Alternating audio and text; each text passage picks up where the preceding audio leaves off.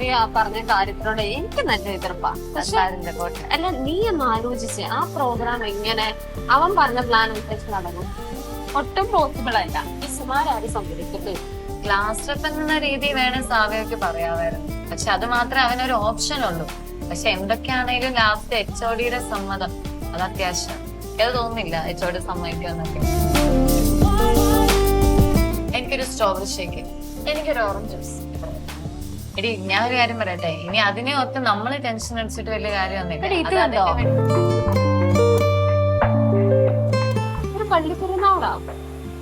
കൊള്ളാല്ലേ? വ്യത്യസ്തമായി പെരുന്നാൾ കൂടാൻ ആഗ്രഹിക്കുവാണെങ്കിൽ ഇങ്ങോട്ടേക്ക് പോരാ നവംബർ 28-ന്. അതെന്തായിരിക്കും? നെടുങ്കുന്നം കൊറോണ പള്ളി. അറിയത്തില്ല നെടുങ്കുന്നം കൊറോണ പള്ളി? ഞാൻ കേട്ടിട്ടുണ്ട് ഇങ്ങനെ പുഴുക്ക് നേർച്ചതിനെ പറ്റിയൊക്കെ. പക്ഷെ ഈ ഒരു പേജിൽ ഈ ഒരു വീഡിയോ വന്നപ്പോഴത്തേക്ക് നീ കണ്ടോ? ഇത്ര ആൾക്കാരല്ലേ വന്നേക്കുന്നത്? ഒരുക്കുന്നത് കണ്ടോ?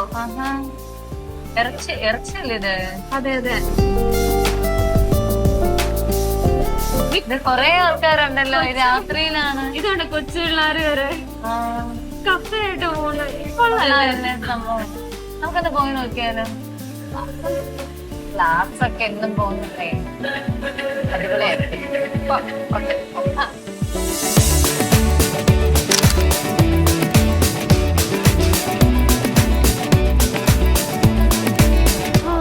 കൊള്ളാല്ലേ?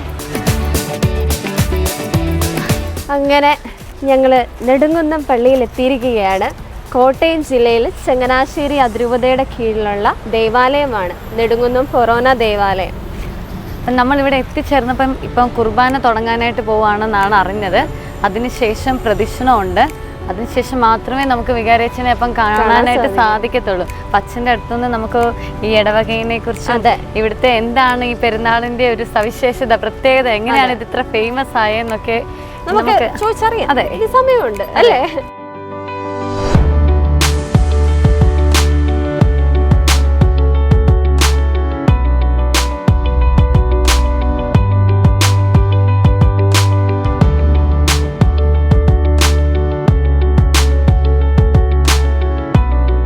നമ്മളിവിടെ എത്തിച്ചേർന്നപ്പോൾ തന്നെ വിശുദ്ധ കുർബാന ആരംഭിച്ച് പ്രദക്ഷിണം തുടങ്ങിയിരുന്നു. ഇന്നത്തെ പ്രദക്ഷിണം നെടുങ്കുന്നം പള്ളിയിൽ നിന്ന് കാവന്നടയിലേക്കാണ്. പക്ഷെ അതുകൊണ്ട് തന്നെ നമുക്ക് ഇന്ന് വികാരിയച്ഛനെ അപ്പം കാണാൻ സാധിച്ചില്ല. അതെ, ഇപ്പം നമ്മുടെ കൂടെ നെടുങ്കുന്നം പള്ളിയുടെ വികാരിയച്ഛൻ നമ്മോടൊപ്പം ഉണ്ട്. നമുക്ക് അച്ഛനോട് നമ്മുടെ ഈ ഇടവക പള്ളിയെ കുറിച്ചും പുഴുക്ക് നേർച്ചയുടെ വിശേഷങ്ങളും എല്ലാം അച്ഛനിൽ നിന്ന് നമുക്ക് നേരിട്ട് ചോദിച്ചറിയാം. അച്ഛൻ ഈശോയ്ക്ക് സ്തുതിയായിരിക്കട്ടെ. അച്ഛാ, വിശുദ്ധ സ്നാപയോഹന്നാന്റെ നാമധേയത്തിലാണ് ഈ ദേവാലയം അറിയപ്പെടുന്നത്. എങ്ങനെയാണ് വിശുദ്ധ സ്നാപയോഹന്നാൻ ഈ ഇടവകയുടെ മധ്യസ്ഥനായി മാറിയത്? അതൊരു ഐതിഹ്യമാണെന്നാണ് ഞാൻ കേട്ടിട്ടുള്ളത്. പണ്ട് പോർച്ചുഗീസുകാർ ഇവിടെ വ്യാപാരത്തിനായിട്ട് ഇന്ത്യയിൽ എത്തിയ വിവരം നിങ്ങൾക്ക് എല്ലാവർക്കും അറിയാമല്ലോ. അവർ കടലിലൂടെ യാത്ര ചെയ്തുകൊണ്ടിരുന്നപ്പോൾ പെട്ടെന്ന് കടൽ ക്ഷോഭിക്കുകയും അവർ വിശുദ്ധ സ്നാപയോഹന്നാന്റെ നാമധേയത്തിൽ ഒരു പള്ളി പണിയാനായിട്ട് സഹായിക്കാമെന്നൊരു തീരുമാനം നേർച്ചയായിട്ട് എടുത്തതിൻ്റെ പരിണിതഫലമായിട്ടാണ് വിശുദ്ധ സ്നാപയോഹന്നാന്റെ നാമധേയത്തിൽ ഇവിടെ ഒരു പള്ളി പണിയുവാനിടയായി. അതിന് പിന്നിലെ മറ്റു ചരിത്രമുണ്ട്. നേരിട്ട് അവർ ഞങ്ങളെ ബന്ധപ്പെടുകയായിരുന്നില്ല, മറിച്ച് പുറക്കാട് എന്ന് പറയുന്ന സ്ഥലത്താണ് ആ രൂപം എത്തിച്ചത്. എന്നാൽ പുറക്കാട് പള്ളി ഉണ്ടായിരുന്നു. അതുകൊണ്ട് തന്നെ അവർ അത് അതിരൂപതയെ ഏൽപ്പിച്ചു. അതിരൂപത ഇവിടെ വായ്പൂരിൽ നിന്നാണ് അന്നത്തെ കാലത്ത് പള്ളി നിന്ന് സഹായമായിട്ട് വന്നുകൊണ്ടിരുന്നത്. പക്ഷേ ഇവിടെ പള്ളി ഇല്ലായിരുന്നു. അപ്പോൾ അതുകൊണ്ട് തന്നെ ഒരു പള്ളി സ്ഥാപിക്കുവാനായിട്ട് പറ്റിയ ഒരു സാഹചര്യം ഇവിടെ നിലനിന്നിരുന്നതുകൊണ്ട് അതിരൂപത അധികാരികൾ ഇവിടെ സ്നാപയോഹന്നാന്റെ നാമധേയത്തിൽ പള്ളി പണിയാനായിട്ട് അനുവാദം നൽകി. അങ്ങനെയാണ് ഇവിടെ പള്ളി പണിയുവാനായിട്ട് സാധിച്ചതെന്നാണ് ഐതിഹ്യമായിട്ട് പറയുന്നത്.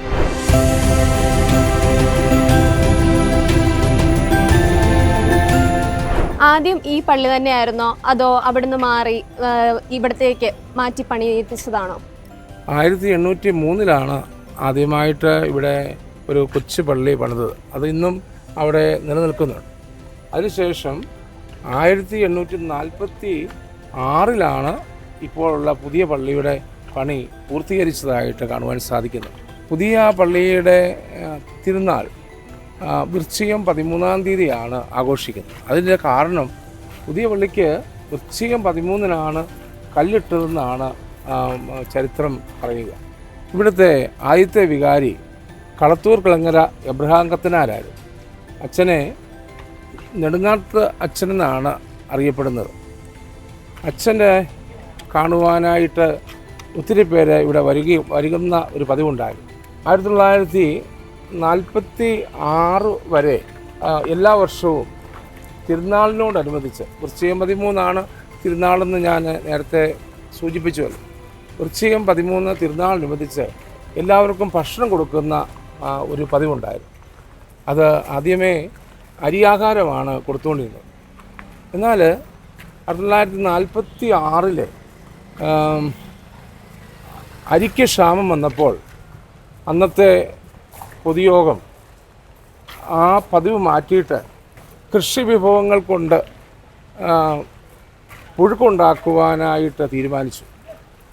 അന്ന് മുതലാണ് ഈ പുഴുക്ക് നേർച്ച പ്രാബല്യത്തിൽ വരുവാനായിട്ടിടയായി. പുഴുക്ക് നേർച്ചയെക്കുറിച്ച് പറയുമ്പോൾ അത് ഒരു വിശേഷ തരത്തിലുള്ള ഒരു കൂട്ടാണ് ആ പുഴുക്ക് നേർച്ചയ്ക്ക് ഉപയോഗിക്കുന്നത്. പുഴുക്ക് നേർച്ചയിൽ ആൾക്കാർ കൊണ്ടുവരുന്ന അവരുടെ അധ്വാനം കൊണ്ടുണ്ടാക്കിയ കൃഷി വിഭവങ്ങളാണ് ഉപയോഗിച്ചുകൊണ്ടിരിക്കുക. അതിൽ പ്രധാനമായിട്ടും കപ്പയുണ്ട്, കാച്ചിലുണ്ട്, ചേമ്പുണ്ട്, അതോടൊപ്പം തന്നെ മാംസം കൂടെ ചേർത്താണ് ആ പുഴുക്ക് നേർച്ച രൂപപ്പെടുത്തുക. അതിൻ്റെ ഒരു സവിശേഷതയായിട്ട് പറയുവാനായിട്ടുള്ളത് ഇടവക്കാരെല്ലാവരും കൂടെ ചേർന്നാണ് അത് പാകം ചെയ്ത് ആ നേർച്ച ഉണ്ടാക്കുന്നത്. ഒത്തിരി സ്ഥലത്തു നിന്നും ആൾക്കാർ വരികയും ആ നേർച്ചയിൽ പങ്കെടുക്കുകയും ചെയ്യുന്ന വലിയ ഒരു ആൾക്കൂട്ടത്തെയാണ് തിരുനാളനുബന്ധിച്ച് കാണുവാനായിട്ട് സാധിക്കുക. അതൊരു വലിയ നേർച്ച ഭക്ഷണമായിട്ട് ആൾക്കാർ കരുതുകയും അത് ഭക്ഷിച്ചാൽ അവർക്ക് സുഖപ്രാപ്തിയൊക്കെ കിട്ടുന്നുവെന്നൊക്കെയുള്ള ഒരു വിശ്വാസം അവരുടെ ജീവിതത്തിൽ കാണുന്നതായിട്ട് അവർ സാക്ഷ്യപ്പെടുത്തുന്നു.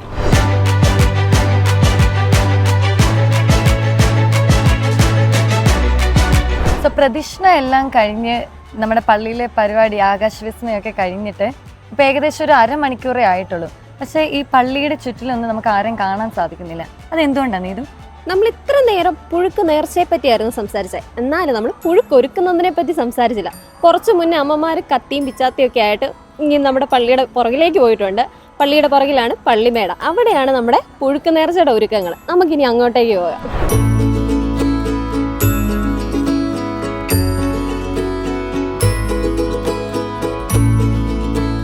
നമ്മളിപ്പം നെടുങ്കുന്നം പള്ളിയുടെ പള്ളിമേടയുടെ ഫ്രണ്ട് വശത്താണ് നിൽക്കുന്നത്.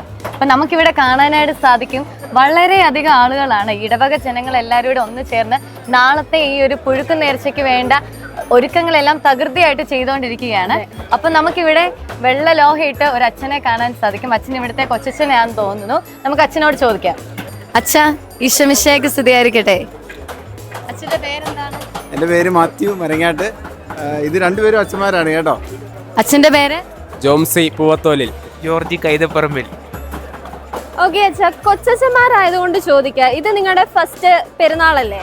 അപ്പോൾ എന്തൊക്കെ എക്സ്പീരിയൻസ് ആണ് നിങ്ങൾക്ക് നെടുങ്കുന്നം പള്ളി പെരുന്നാളിനെ കുറിച്ച് പറയാനുള്ളത്? എന്തൊക്കെ എക്സ്പീരിയൻസ് നിങ്ങൾ ഈ ഒരു ദിവസം കൊണ്ട് നിങ്ങൾക്ക് ഉണ്ടായി?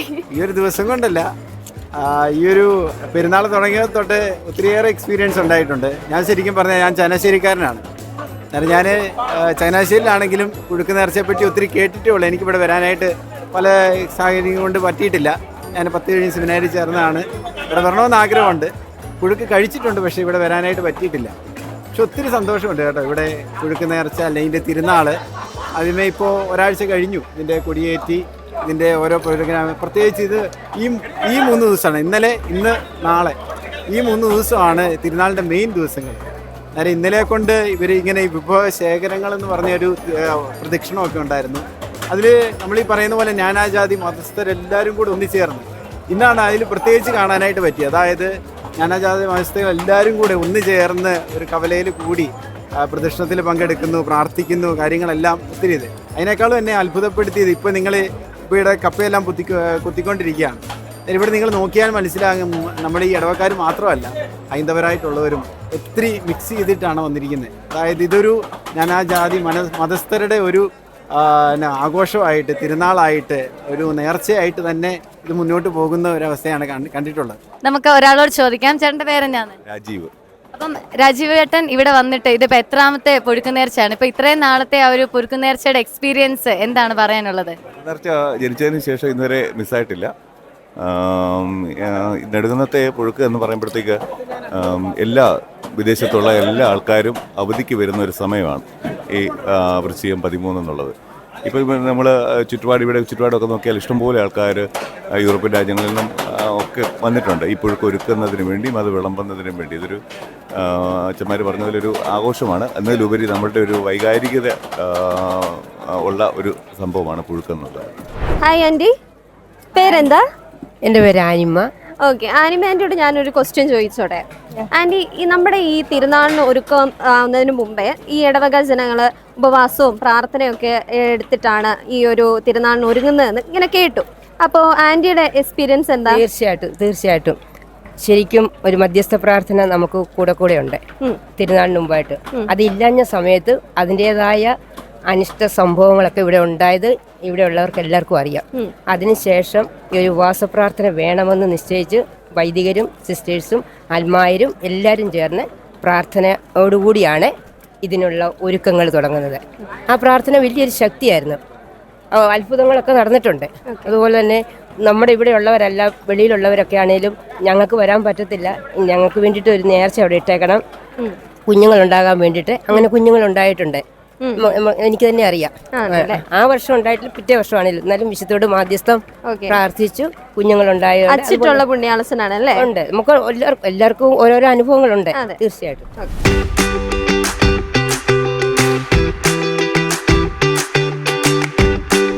കണ്ടായിരുന്നോ? കുഞ്ഞു പിള്ളേർ മുതല് പ്രായം നോക്കുന്നേ ഇല്ല. കുഞ്ഞു പിള്ളേരാണ് കപ്പ കൊണ്ട് കൊടുക്കുന്നതും അങ്ങോട്ടേക്ക് ഷെയർ ചെയ്യുന്നതും കപ്പ വേണോ എന്ന് ചോദിച്ചുകൊണ്ട് നടക്കുന്നതും. അതൊക്കെ നമുക്ക് കാണുമ്പോൾ ഏറ്റവും രസകരമായിട്ടുള്ള ഒരു കാര്യമാണ്. ആർക്കും ഒരു മടിയില്ല. ഇപ്പൊ തന്നെ സമയം 1 മണിയോടെ അടുത്തു, അത് വെളുപ്പിന് 1 മണിയോടെ അടുത്തു. എന്നിട്ടും ഒരു ഉറക്കക്ഷീണമോ ഒരു മടിയോ കൂടാതെ എല്ലാവരും നല്ല ഫുൾ ആക്റ്റീവ് ആയിട്ടാണ് ഇവിടെ ഇരിക്കുന്നത്. നമുക്ക് ചുറ്റിന് നോക്കിയാൽ കാണാൻ പറ്റും.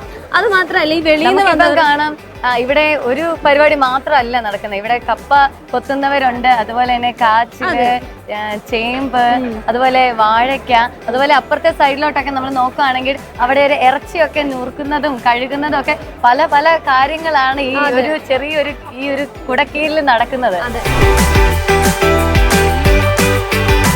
ചേട്ടന്റെ പേരെന്താ? എൻ്റെ പേര് മനു. ചേട്ടന്റെ പേര് സിനു. അപ്പം നിങ്ങൾ ഇവിടെ ആദ്യമായിട്ടാണ് വരുന്നത്, അതല്ലെങ്കിൽ ഇവിടെ നെടുങ്കുന്നം ഇടവകയിൽ ഈ ഒരു പുഴുക്ക് നേർച്ചയെ കുറിച്ചൊക്കെ നിങ്ങൾ എങ്ങനെയാണ് അറിഞ്ഞത്? ഇങ്ങോട്ട് വരാനുള്ള കാരണം അതെന്തുകൊണ്ട്? ഞങ്ങൾ ആദ്യമായിട്ടാണ് വരുന്നത്. ഞങ്ങൾ പിന്നെ തലശ്ശേരി രൂപതയുടെ കീഴിലുള്ള ചിറ്റാവർമ്മ ഇടവകയാണ് വരുന്നത്. അവിടെ ഇതുപോലെ തന്നെ സ്നാപകൻ്റെ പേരിലുള്ളൊരു പള്ളിയുണ്ട്. അപ്പോൾ കേരളത്തിൽ ഈ 2 പള്ളികളുള്ളൂ, ഒന്ന് നെടുങ്കുന്നം പള്ളിയും ചിറ്റാവർമ്മ പള്ളിയുള്ളൂ കേരളത്തിൽ. അപ്പോൾ അതിൻ്റെ ഭാഗമായിട്ട് അവിടെ നമ്മുടെ പള്ളിയിൽ കഴിഞ്ഞ 23-24 വരുന്ന പെരുന്നാൾ പുഴുക്ക് നേർച്ചയുണ്ട്. അപ്പോൾ അതിൻ്റെ ഭാഗമായിട്ടാണ് ഞങ്ങളിവിടെ വന്നത്. അപ്പോൾ ഇവിടുത്തെ പരിപാടി കണ്ട് ഈ പുഴുക്ക് നേർച്ച പങ്കെടുക്കുന്ന ആഗ്രഹമുള്ളതുകൊണ്ട് അങ്ങനെ വന്നതാണ്. അപ്പം നിങ്ങളിവിടെ വന്നിട്ട് നിങ്ങളുടെ പള്ളിയിൽ പുഴുക്ക് നേർച്ച ഓൾറെഡി നടന്നെന്ന് പറഞ്ഞു. അപ്പം അവിടുത്തെയും ഇവിടുത്തെയും എന്തെങ്കിലും വ്യത്യാസമോ അല്ലെങ്കിൽ എന്ത് സിമിലാരിറ്റിയാണ് നിങ്ങൾക്ക് തോന്നിയത്? സിമിലാരിറ്റി എന്ന് പറഞ്ഞാൽ വലിയ മാറ്റങ്ങളൊന്നുമില്ല. പിന്നെ നമ്മളൊരു ചെറിയ ഇടവകയാണ്, ഇതൊരു ഫൊറോനയാണ്, അതിൻ്റെതായ ആളുണ്ട്, അതിനുള്ള സജ്ജീകരണങ്ങളുണ്ട്. പുഴുക്കൊരുക്കലൊക്കെ നമ്മുടെ പകുതി ആയിട്ടുള്ളൂ. അങ്ങനെ നമ്മുടെ കപ്പയും ചേമ്പും കാശിലും ഒക്കെ അരിഞ്ഞ് കഴുകി വൃത്തിയാക്കി ചൂരൽ കൊട്ടകളിൽ ഇവിടെ ശേഖരിച്ചു വെച്ചിട്ടുണ്ട്. ഇനി നമ്മുടെ ചടങ്ങ് എന്താന്ന് പറഞ്ഞാൽ നമ്മുടെ വികാരിയച്ഛനും കൊച്ചച്ഛനും മറ്റച്ഛന്മാരെല്ലാവരും കൂടെ വന്നിട്ട് നമ്മുടെ അടുപ്പിൽ തീ ഒരുക്കുന്ന ചടങ്ങാണ്. നിങ്ങൾക്ക് ഇവിടെ ശ്രദ്ധിച്ച് നോക്കിയാൽ കാണാം, എല്ലാം പ്ലാസ്റ്റിക് വിമുക്തമായിട്ടാണ് ഇവിടെ പുഴുക്കൊരുക്കുന്നത്, അല്ലേ സിന്ധേ? അതെ.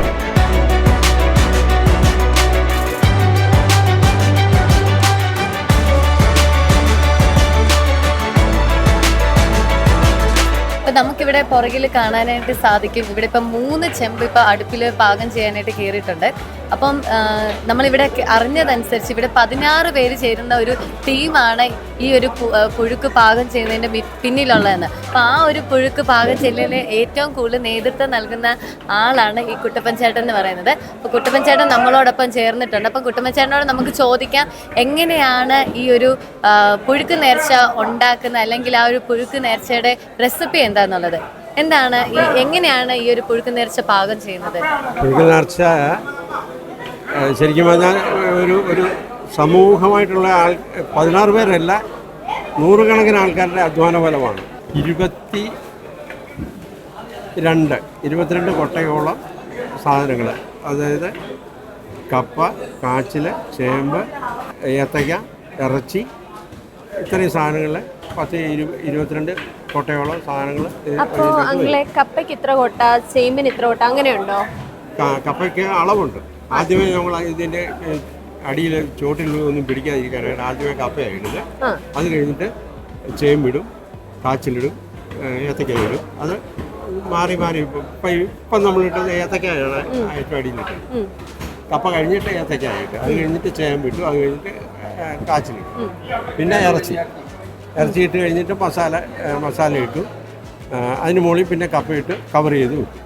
എന്നിട്ട് ആവി വരുന്ന സമയത്താണ് നമ്മളത് ഇളക്കുന്നത് കാണിക്കാൻ. മസാലയൊക്കെ എങ്ങനെയാണ്? മസാല നമ്മളെ ഒരു 2.25 കിലോയോളം മസാല ഇതിനകത്ത് ഉണ്ട്.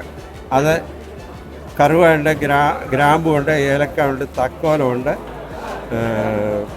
പെരിഞ്ചീരമുണ്ട്. ഇത്ര 5 സാധനങ്ങളുണ്ട്. അത് പെരിഞ്ചീരം ഒരു 800 ഗ്രാമോളം കാണും, കറുവ ഒരു 750 ഗ്രാം കാണും, പിന്നെ ബാക്കിയുള്ളതെല്ലാം ഒരു 100 ഗ്രാം വീതമേ കാണും. അപ്പം 4 1 5 4 6 ഐറ്റം അത്. പിന്നെ കുരുമുളക് പൊടിയുണ്ട്. പിന്നെ ഇതിന് ആദ്യമേ നമ്മൾ ആഡ് ചെയ്യുന്നത് പച്ചമുളക്, ഇഞ്ചി, കരിവേപ്പില, സർവ്വസുഗന്ധി, വെളുത്തുള്ളി, ഉള്ളി, ഇത്രയും സാധനങ്ങളുണ്ട്. അതെല്ലാം കൂടെ പറഞ്ഞാൽ ഒരു 10 കിലോയോളം സാധനം. ഉള്ളി, ഇഞ്ചി, വെളുത്തുള്ളി, അങ്ങനെയുള്ള സാധനങ്ങളെല്ലാം കൂടെ 10 കിലോയോളം. ഇത്രയും സാധനങ്ങളാണ് നമ്മൾ ഇതിൻ്റെ അകത്ത് ചേർക്കുന്നത്. അപ്പൊ പെരുന്നാളിന് എത്ര ദിവസം മുന്നേ ആയിരിക്കും ഈ മസാലക്കൂട്ടൊക്കെ റെഡിയാക്കുന്നത്? അതൊരു ഒരാഴ്ചക്ക് മുമ്പ്, വെയിലൊക്കെ അനുസരിച്ച് നേരത്തെ നമ്മൾ തന്നെ സാധനം വാങ്ങിച്ച് കഴിയുമെങ്കിൽ കഴുകി ഉണങ്ങി പൊടിപ്പിക്കുക. അത് വളരെ നീറ്റായിട്ട് കാര്യങ്ങൾ ചെയ്തു. നമ്മളിപ്പം ഇവിടെ ഓൾറെഡി പറഞ്ഞു 35,000-ഓളം പേർക്ക് വേണ്ട ഒരു പുഴുക്ക് നേർച്ചയാണ് ഇവിടെ ഉണ്ടാക്കുന്നതെന്ന് പറഞ്ഞു. അപ്പോൾ ഈ 35,000 പേർക്ക് വേണ്ടി എത്ര ചെമ്പ് കപ്പ അല്ലെങ്കിൽ പുഴുക്കാണ് ഇവിടെ ഉണ്ടാക്കുന്നത്? നമ്മളൊരു 32 ചെമ്പോളം പുഴുക്ക് ഉണ്ടാക്കുന്നത്. മിക്കവാറും എല്ലാ വർഷങ്ങളിലും ആ ഒരു കണക്കിനാണ് ഉണ്ടാക്കുന്നത്. 38 ചെമ്പ് വരെ പണിത സമയങ്ങളും. അങ്ങനെ വൃശ്ചികം 13 രാവിലെയായി. രാവിലത്തെ വിശുദ്ധ കുർബാന 5:30 വിശുദ്ധ കുർബാന ഉണ്ടായിരുന്നു. രണ്ടാമത്തെ വിശുദ്ധ കുർബാനയ്ക്ക് ഒരു പ്രത്യേകതയുണ്ട്. രണ്ടാമത്തെ വിശുദ്ധ കുർബാന ചങ്ങനാശ്ശേരി അതിരൂപതയുടെ അധ്യക്ഷൻ മാർ തോമസ് തറയിൽ പിതാവ് അർപ്പിച്ച കുർബാനയായിരുന്നു. അപ്പോൾ പിതാവ് ഇപ്പോൾ നമ്മളോടൊപ്പം ചേരുന്നുണ്ട്. 2002 ഇവിടെ അസിസ്റ്റന്റ് വികാരിയായി ശുശ്രൂഷ ചെയ്ത ചെറിയ ബഹുമാനപ്പെട്ട മാർ തോമസ് തറയിൽ പിതാവ് ഇപ്പോൾ ചങ്ങനാശ്ശേരി അതിരൂപതയുടെ അധ്യക്ഷനാണ്. അപ്പോൾ പിതാവിനോട് അന്നത്തെ പെരുന്നാളിൻ്റെ ഓർമ്മകൾ ഒക്കെ നമുക്കൊന്ന് ചോദിച്ചു നോക്കാം. നെടുകുന്നത്തെ പുഴുക്കു നേർച്ച വളരെ പ്രശസ്തമാണ്. നമ്മുടെ വിശുദ്ധനായ സ്നാപക യോഹന്നാൻ്റെ തിരുനാൾ ആചരിക്കുന്ന വളരെ ചുരുക്കം ചില ദേവാലയങ്ങളിലൊന്നാണിത്. ഇത് ഈ നാടിൻ്റെ മുഴുവൻ ഒരു ഉത്സവമാണ്. എല്ലായിടത്തു നിന്നും കൊണ്ടുവരുന്ന ഫലങ്ങൾ അതെല്ലാം കൂടിയിട്ട് ഉള്ള ഒരു പുഴുക്ക്. എനിക്ക് തോന്നുന്നു അത് ഇവിടുത്തെ പഴയകാല കാർഷിക സംസ്കാരത്തിൻ്റെ ഒരു ഫലമായിരുന്നു. കർഷകരുടെ ഉൽപ്പന്നങ്ങൾ ദൈവത്തിന് സമർപ്പിക്കുന്നു, അതെല്ലാം കൂടെ ആണ് പുഴുക്ക് ആയിട്ട് കൊടുക്കുന്നതുമെല്ലാം. അത് കേരളത്തിൻ്റെ നാനാഭാഗങ്ങളിൽ നിന്ന് ആൾക്കാർ ഇവിടെ എത്തുകയും ആ പുഴുക്ക് നേർച്ചയിലെല്ലാം പങ്കെടുക്കുകയും എല്ലാം ചെയ്യുമായിരുന്നു. ഞാൻ 2 വർഷം ഇവിടെ അസിസ്റ്റൻറ്റ് വികാരിയായിട്ട് ശുശ്രൂഷ ചെയ്തു. ഇതിൻ്റെ ക്രമീകരണങ്ങളെല്ലാം വളരെ സജീവമായിട്ടുണ്ടായിരുന്നു. നല്ല ഓർമ്മകളുമായിട്ടാണ് എത്തിയിരിക്കുന്നത്.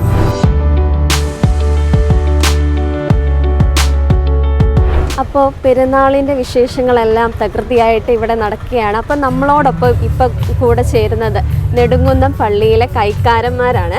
കൈക്കാരന്മാരും പാരിഷ് സെക്രട്ടറിയും എല്ലാവരും തന്നെയുണ്ട്. നമ്മുടെ കൂട്ടത്തിലുള്ള കൈക്കാരന്മാരിൽ ഒരാൾ മത അധ്യാപകനാണ്, പ്രധാന അധ്യാപകനാണ് ജോസ് കെ സാറ്. അതുപോലെ തന്നെ പാരിഷ് സെക്രട്ടറി ബിജു സാറ്, പിന്നെ നമ്മുടെ കൈക്കാരൻ ആയിട്ടുള്ള മറ്റൊരങ്കിള് AJ ജോൺ കാരുവേലിൽ. അപ്പോൾ എന്തായി സാർ, പുഴുക്കിൻ്റെ ഒരുക്കങ്ങളൊക്കെ എവിടം വരെയായി? പുഴുക്കിൻ്റെ ഒരുക്കങ്ങളൊക്കെ അതിൻ്റെ സമാപന ഘട്ടത്തിലേക്ക് എത്തിച്ചേർന്നിരിക്കുകയാണ്. ഇനിയിപ്പോൾ ഏതാനും ചെമ്പ് പുഴുക്കൂടൊക്കെ നിർമ്മിക്കാനായിട്ടുള്ളൂ. എല്ലാം കഴിഞ്ഞ് കഴിയുമ്പോഴത്തേക്കിന് വൈകുന്നേരം 5 മണിയൊക്കെ ആകുമ്പോഴത്തേക്കിന് നമ്മൾ നേർച്ചപ്പുഴുക്കിൻ്റെ വിതരണം നടക്കും.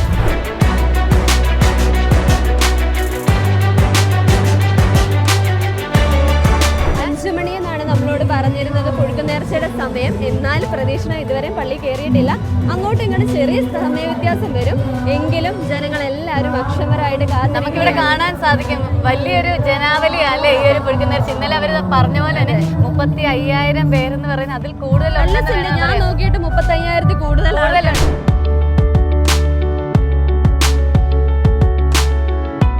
അങ്ങനെ പ്രദക്ഷിണ പള്ളിയിൽ കയറി. ഇനി നമ്മുടെ പുഴുക്ക് നേർച്ചയുടെ സമയമാണ്. പുഴുക്ക് നേർച്ചയ്ക്ക് മുമ്പ് നമ്മുടെ തേക്കിലകൾ നമ്മുടെ ജനങ്ങൾക്ക് വിതരണം ചെയ്യുന്ന ഒരു ചടങ്ങാണ് ഈ പുറകിൽ കണ്ടുകൊണ്ടിരിക്കുന്നത്. 1000 കണക്കിന് തേക്കിലകളാണ് നമ്മുടെ പുറകിൽ. ഏകദേശം 70,000 തേക്കിലകൾ ഇവിടെ കളക്ട് ചെയ്ത് വെച്ചിട്ടുണ്ടെന്നാണ് പറഞ്ഞത്.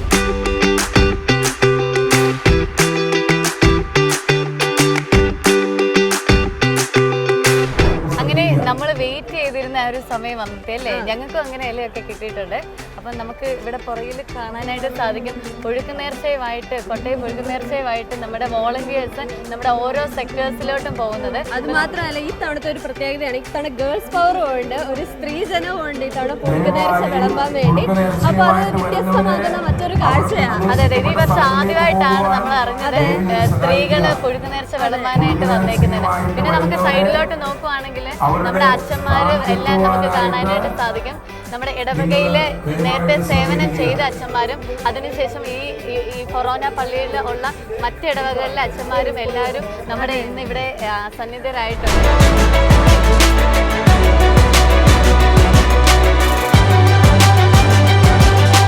അങ്ങനെ ഞങ്ങൾക്ക് സ്വാദിഷ്ടമായിട്ടുള്ള പുഴുക്ക് നേർച്ച. പുഴുക്ക് നേർച്ച മാത്രം പറഞ്ഞപ്പോഴാണ് സ്നേഹവും അവരുടെ ഐക്യവുമാണ് ഈ ഒരു തേയിലയിൽ കിട്ടിയേക്കുന്നത്. നമുക്ക് ഇതിൻ്റെ അകത്ത് നോക്കിയാൽ തന്നെ കാണാം. നമ്മൾ ഇതിൻ്റെ അകത്ത് കപ്പ, ഇറച്ചിയെ, കാച്ചില്, ചേമ്പ്, പിന്നെ നമ്മുടെ മസാലക്കൂട്, നമ്മൾ ഇന്നലെ എല്ലാം പ്രിപ്പറേഷൻ എല്ലാം കണ്ട് നല്ലൊരു മണവും ഉണ്ടല്ലേ.